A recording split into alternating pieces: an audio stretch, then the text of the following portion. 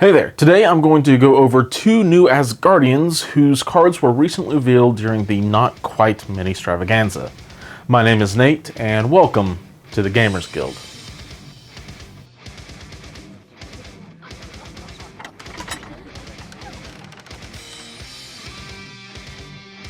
Asgard was one of my earlier favorite affiliations that I haven't revisited since the really early days of the game. The affiliation got a bit of a bad rap because of a play that existed around a now banned Crisis card and now banned Tactics cards. Additionally, their two best characters got hit with some admittedly needed nerfs, but now they are back and some of their weak points are being reinforced with these new releases. But before I get into what they do, I want to go ahead and give shoutouts to the guild sponsors, Tritex Games based in the UK and War Room Hobbies based here in Tennessee. Both are great local gaming stores that have game nights, events, the OP kits, and all kind of that stuff, but are really just building up their local communities. And they both have some codes that will save you even more off of their already discounted prices as well. If you use the code TritexGGCP5 at checkout, you'll save an extra 5% off of Tritex's MCP selection. And if you check out at War Room Hobbies, you can use the code MCP2022 for an extra 10% off of your order, whether it is for MCP, Legion, or whatever else you are into. So if you're shopping online anyways, please consider using them as an option to support an LGS as opposed to some big warehouse company. Especially if these Asgardians catch your eye, or any of the other mini extravaganza reveals do. But if you are already shopping from your local gaming store, that's awesome, keep supporting them, we understand, and give it a thumbs up, I guess, I don't know. But if you are still wanting a way to support the guild's videos or podcast, check out our Patreon page. For as little as $1 a month or $12 a year, you help us continue to put out content for Marvel Crisis Protocol as a podcast and here on YouTube. And I will also say thank you real quick to all of the members of the Guild Hall who are supporting what we do here. There is a new project in the works that will hopefully come to fruition about the time of the 3rd anniversary of the channel, so thank you all for your support. We also do have a monthly giveaway thanks to Tritex. All you need to do to enter is be subscribed to the channel and leave a comment on a video the same month that video was released. Now, let's get into the stuff of gods. Starting with Enchantress's right-hand man, Skurge the Executioner. He has 6 stamina, moves medium, is size 2 and 3 threat. His defenses are reminiscent of your cell reception with 4 physical, 3 energy, and 2 mystic, so nothing too absurd yet. His first attack is a battle axe that has a range of 2, strength of 6 for no power.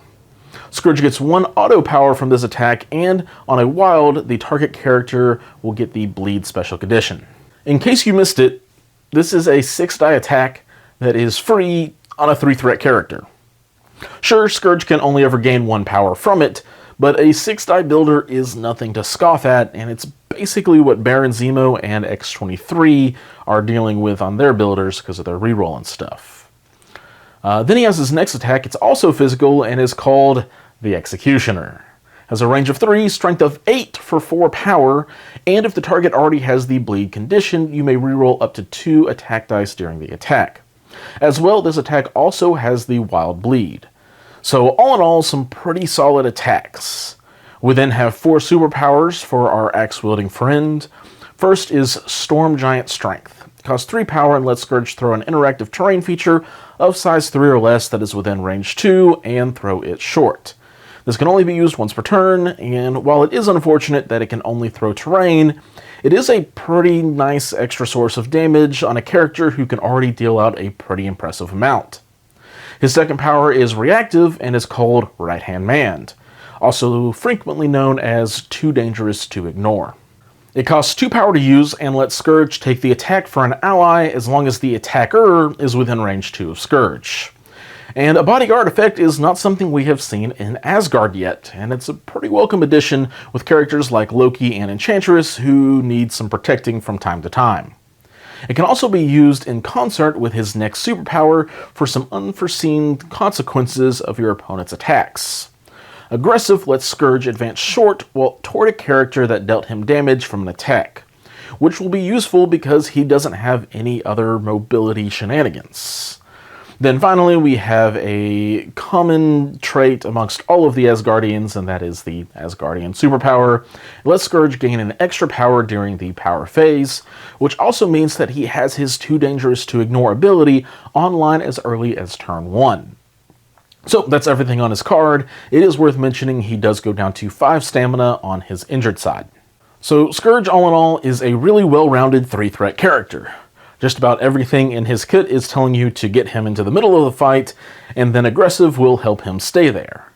Now, while he is a little bit more durable than your average 3-threat, it's only a little bit, and mystic attacks will still wreck him. So don't expect him to be a great durable bodyguard style character like Luke Cage, Colossus, or even Okoye.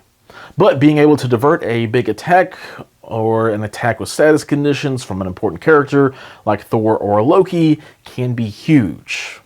His damage output should be solid, but for now that's all about there is to him. Solid attacks and damage output with the occasional Too Dangerous to Ignore thrown in there is still really nice, and I don't feel like there is too much more to say about Skurge really. If you have some power on him, use his throw or spender, try to save a couple of power for his right-hand man, and just keep him in the fight. He isn't super mobile, but with aggressive he can shake off most of the throw and push attacks, but otherwise he is a pretty straightforward 3-threat. Now there are some tactic cards that I'm guessing involve him that we haven't seen yet, like Weapons of Midgard and Meet My Executioner, which hopefully is some sort of team-up effect with Enchantress. But as for things specific to him right now, there's only one other thing really worth talking about, and that is Dune Prophecy. This card has always been really powerful, and thankfully has seen an errata so that only Asgardians can use it to prevent characters like Carnage or Agent Widow from really abusing it.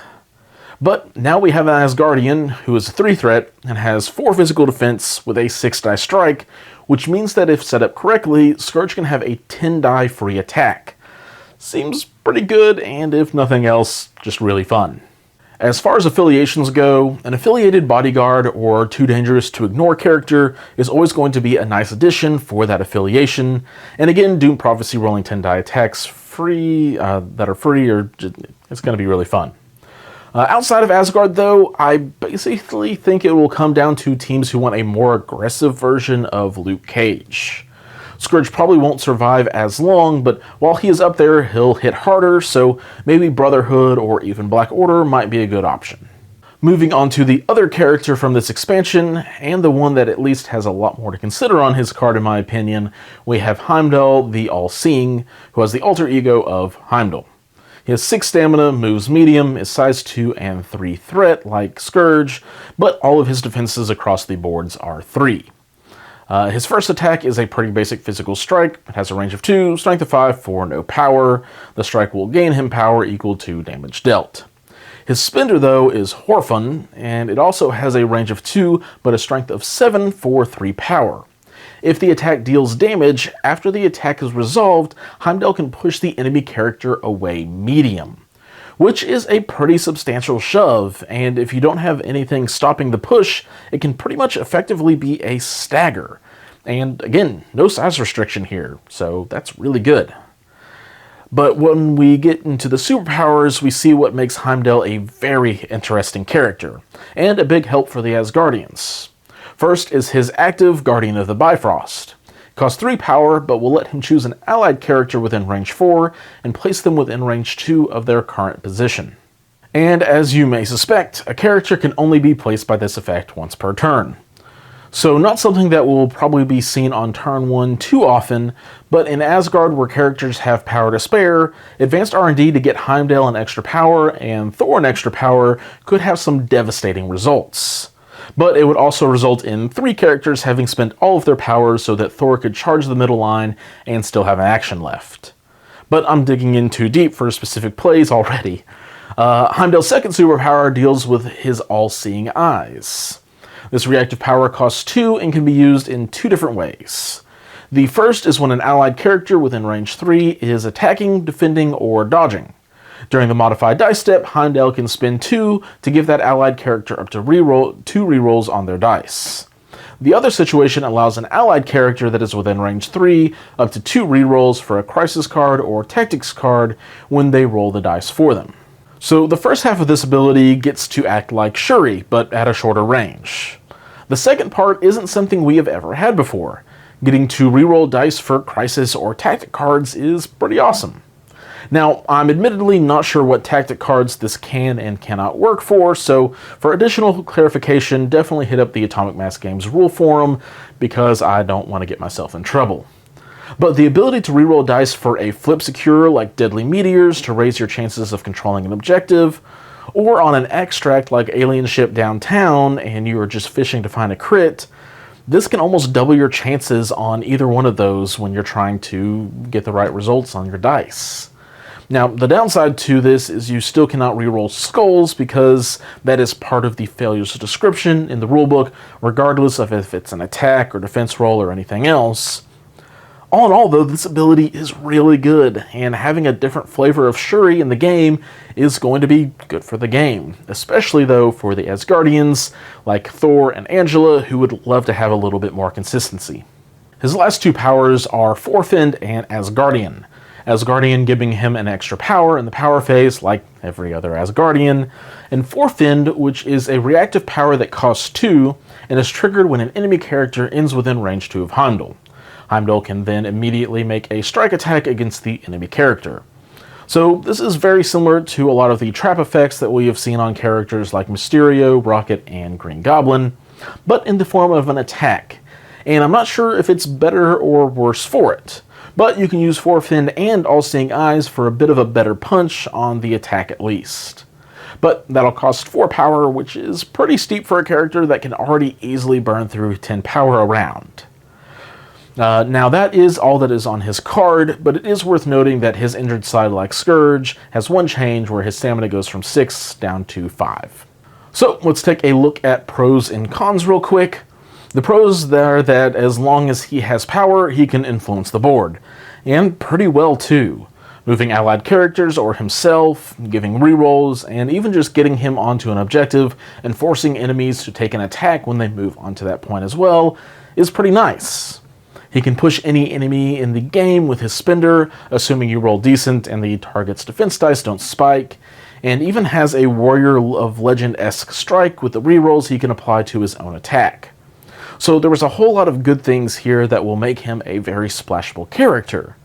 There is then, of course, the downside of never having enough power to do it all. If you were just looking for a character to give you some bonus rerolls while staying safe, Shuri is probably the better bet for that. If you're looking for a character who will help shuffle your team around, especially in the early game, Lockjaw might be the better pick for that one. But the flexibility and damage output that Heimdall offers will be a better fit on some scenarios or in certain teams than either of these other two. But he is going to struggle to have the power to be a frequent contributor.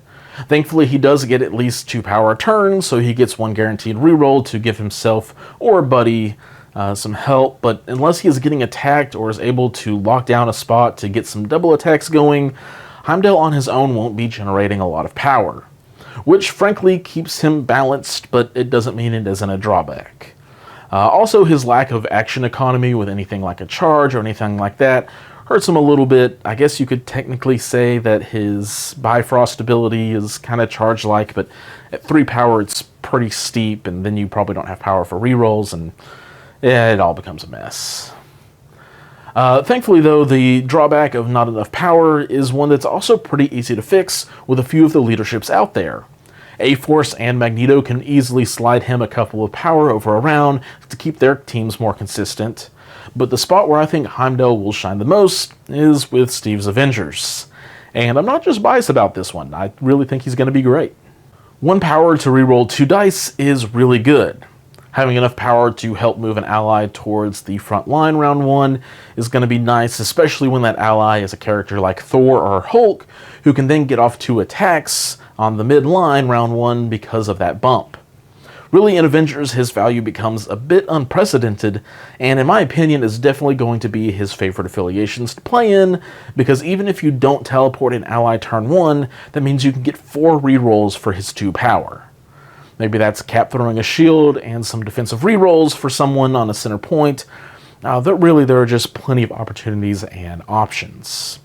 The last thing I will say about list building is I don't recommend trying to build crises around his superpower of rerolling dice, like running all flips or trying to get the advantage on scrolls or something like that.